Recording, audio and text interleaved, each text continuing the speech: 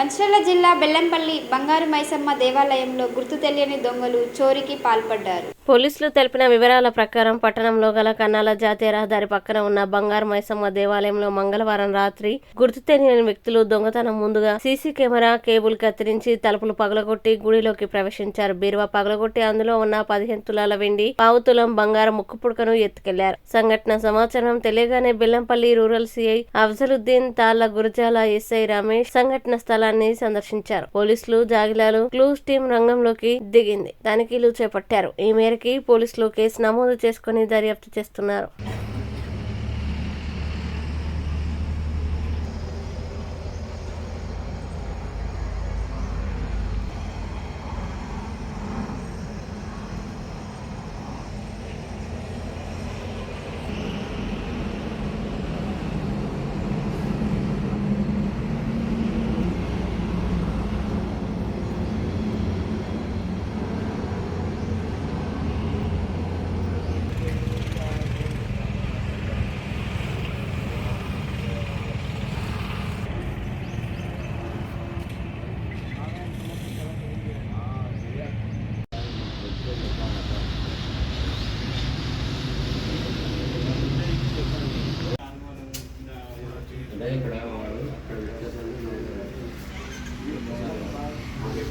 ఎప్పుడు ఎస్టాబ్లిష్మెంట్ ఎప్పుడు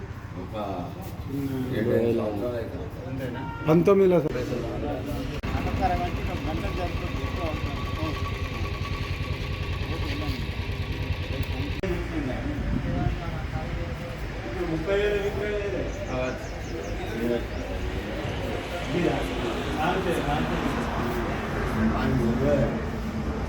మరి దీనికన్నా అదే ఇప్పుడు మేమైతే పేరు కట్ట చెప్తున్నాం పిలిపిస్తా మొత్తం వెరిఫై చేస్తాం. అవును పంపించాను.